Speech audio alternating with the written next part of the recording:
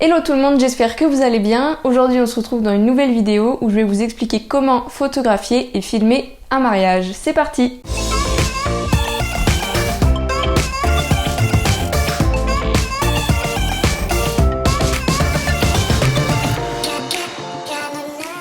On ne va pas parler de technique de tournage ici, j'aimerais plutôt qu'on aborde le sujet de comment se comporter lorsqu'on filme et photographie un mariage. C'est un milieu un peu particulier où il faut avoir une attitude différente de lorsqu'on fait un shooting pour une entreprise ou un shooting posé de portrait ou de couple. La première chose à comprendre lorsque vous êtes photographe ou réalisateur de mariage est que même si les mariés sont vos amis ou que vous les connaissez bien, il est nécessaire de garder une distance entre vous et eux. Pourquoi ? Parce que ces personnes sont en train de vivre un jour unique, très important, intime, stressant, et sur lequel elles ont beaucoup d'attentes. Vous devez donc les laisser profiter, les laisser se concentrer si besoin et être attentif à ce qu'ils font, mais vous ne devez pas penser à vous. Les mariés ne sont pas là pour vous ce jour-là. Ils sont là pour eux, pour leurs proches, et ils en ont un peu rien à faire de vous à ce moment-là. Et donc c'est à ce moment-là qu'il faut être un fantôme. Il faudrait que les mariés ne vous voient même pas. Et ça c'est très compliqué à faire parce que des fois, on aimerait aller les voir pour leur dire « j'aimerais bien que tu prennes cette pose, j'aimerais bien que tu fasses ça, la photo serait mieux et tout », mais non, pas du tout, ce jour-là, ce n'est pas possible de faire ça. Vous devez complètement vous effacer à certains moments de la journée, et je pense notamment et surtout à la cérémonie. Vous ne devez jamais les déranger, jamais les étouffer ou leur donner une pression supplémentaire. C'est pourquoi le conseil le plus simple à appliquer, c'est d'utiliser une longue focale, un zoom, pour pouvoir capturer leur moment de loin.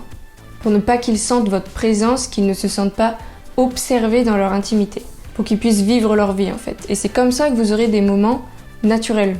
Il y a déjà énormément autour d'eux ce jour-là, ils sont sollicités en permanence, donc si vous vous mettez un petit peu plus loin, ça leur enlèvera une pression inutile. Dans l'idée d'être un fantôme, après les préparatifs, on ne parle quasiment plus aux mariés jusqu'au dîner.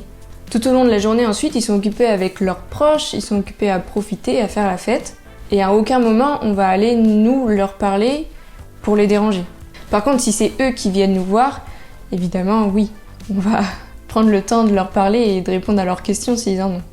Quand vous faites un shooting posé, c'est beaucoup plus simple de demander aux personnes de refaire telle chose ou telle chose. Ici, c'est pas possible. Le passage des alliances, ça ne se passe qu'une seule fois, c'est assez rapide. Et vous n'avez pas le droit de les louper. Donc là aussi, le deuxième conseil, c'est d'être très réactif. Vous n'avez pas le droit à l'erreur à ce moment-là pendant un mariage, ou même pour un autre événement, c'est le même principe.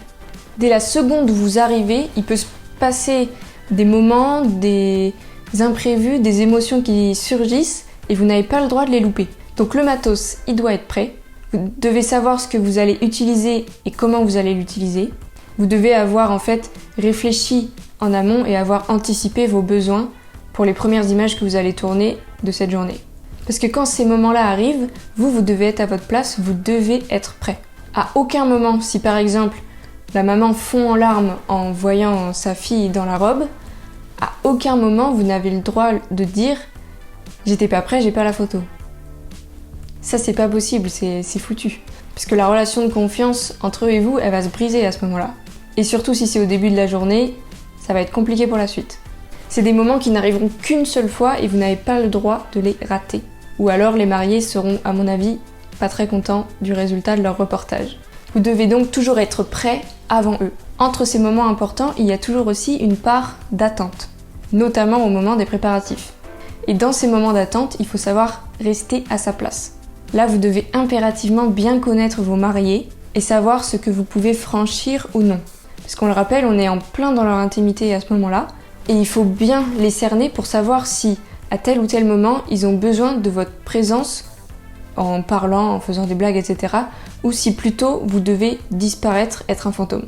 Vous avez l'habitude des mariages, alors peut-être que vous pouvez leur donner des conseils.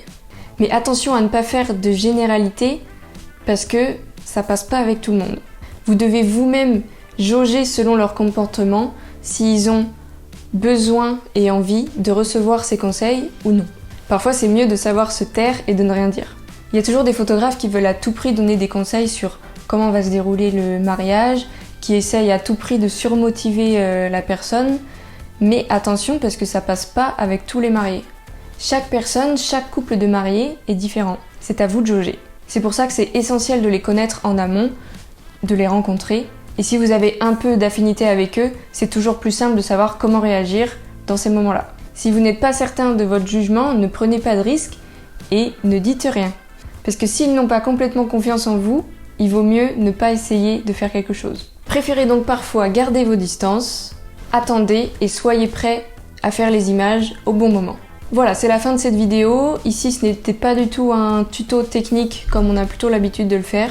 Ici, j'avais vraiment envie d'aborder des conseils sur comment se comporter lors des mariages et surtout sur comment rester à votre place pour tisser la meilleure relation possible avec votre couple de mariés. Sur ce, j'espère que vous allez réaliser les meilleures images du monde et surtout, déclenchez l'émotion!